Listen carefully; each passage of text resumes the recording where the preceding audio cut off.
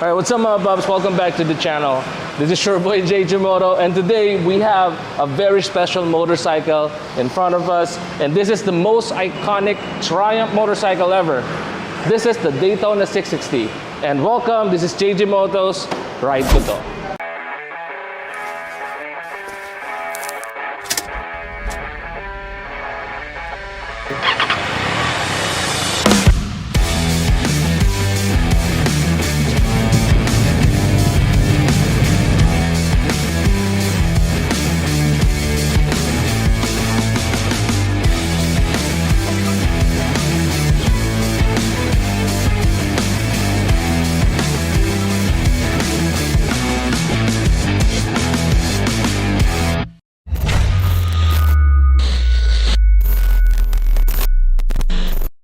The Triumph Daytona has been used by the British brand's range-topping sports bike since 1997 when the T595 was launched.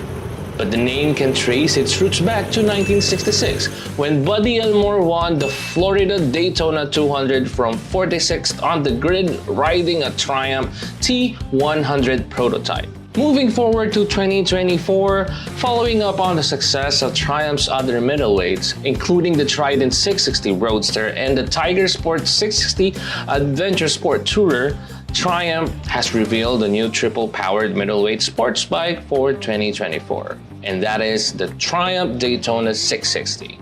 On this video, we will not go through in-depth details about the specification of the bike and whatnot. We will just go through the first ride impression and also hear what it sounds like, feel how it performs, and then we'll decide whether it's a thumbs up or a thumbs down. Let's hear how it sounds like. Sound check.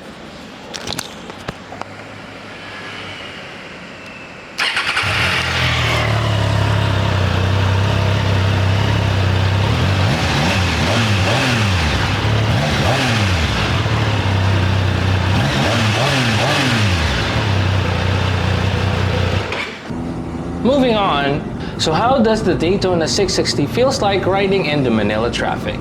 The bike has a good amount of torque, which translates to good overtaking speed, which is very useful here in the Philippines. You will need a lot of that.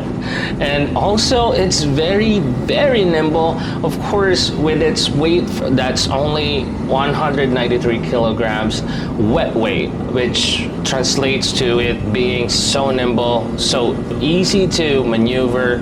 Actually, I had no problems at all when I was driving through the traffic. And also, the bike is very compact, which translates to me easily slicing through that traffic, easily lane splitting.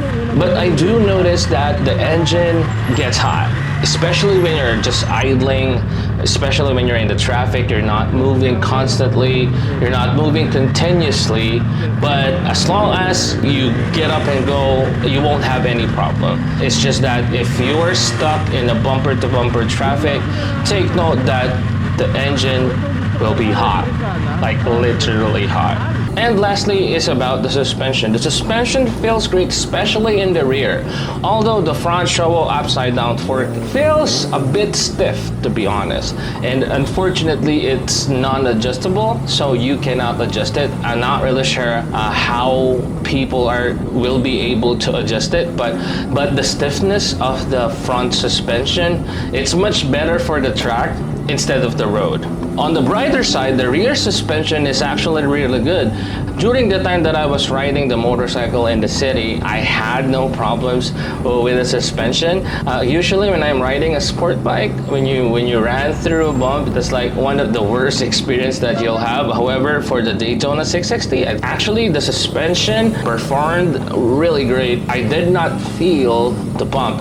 It does not feel like you're riding an adventure bike, of course, but it's on a greater side of things in terms of rear suspension. The suspension is also a Showa, and it's only preload adjustable.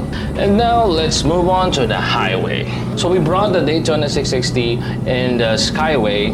During this time, it's really windy, and thank God because of the ergonomics of this bike. It's crouched forward. You have then you have the windshield, which is standard for any sports bike. I did not feel that much wind on my chest. The Triumph Daytona 660. If you'll ask me, does it live the name? I don't know, because I have not tried the previous Daytonas. However, what I would say in my experience is that I had so much fun with this bike. Number one, it's because it's pretty torquey, which is the thing that I want the most. And besides that, it has all the power that you will need. With just 549,000 pesos, you will get an inline triple with a 94 horsepower, great styling, and of course, that Triumph brand. So, will it be a thumbs up or a thumbs down? I would say it's definitely a thumbs up.